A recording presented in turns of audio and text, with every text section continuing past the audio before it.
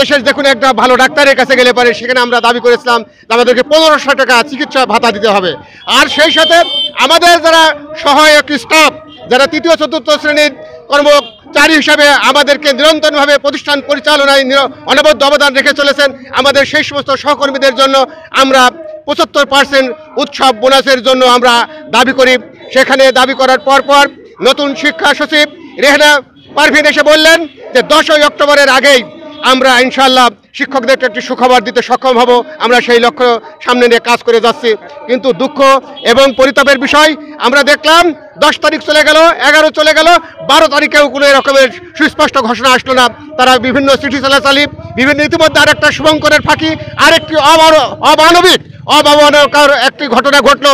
একসময় বলা হয়েছিল আমাদের চিকিৎসা ভাতা এবং বাড়ি ভাড়া দ্বিগুণ করা হবে, সেটা 1000 থেকে 2000, 500 থেকে 1000।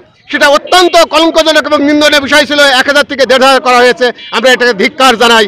আজকে 1500 টাকায় কোথাও কোনো ট্রেন স্টেশনে কোথাও পার্টি ভাড়া করে থাকতে গেলে পরে থাকা যায় না।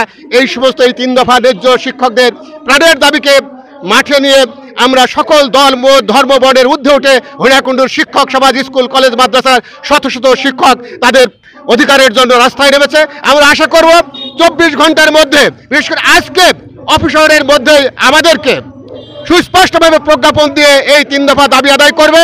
আর যে নরদম পুলিশ আমাদের সম্মানিত শিক্ষককে লাঞ্ছিত করেছে, অপমানিত করেছে, তাকে নিগৃহীত করেছে, তাকে নিঃশর্তভাবে জাতির কাছে প্রকাশ্যে ক্ষমা চেতে হবে। তা নাহলে তার বিরুদ্ধে ব্যবস্থা নেওয়ার জন্য আমরা সরকার বাহাদুরের কাছে দাবি জানাই।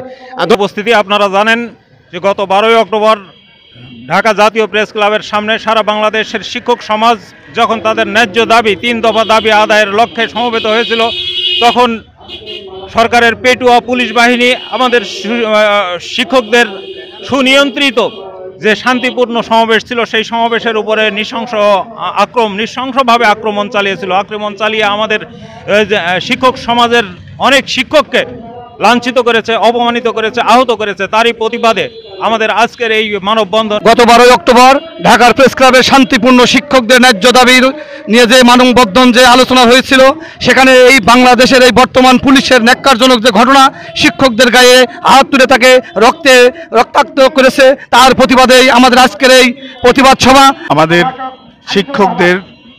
শিক্ষক কর্মচারীর ন্যায্য দাবি আদায়ের লক্ষ্যে ঢাকা প্রেস ক্লাবে অনুষ্ঠিত শিক্ষক আন্দোলনকে নস্যাৎ করার জন্য পুলিশি যে আক্রমণ নির্যাতন করা হয়েছে, প্রথমে আমি তার তীব্র প্রতিবাদ এবং নিন্দা জ্ঞাপন করছি।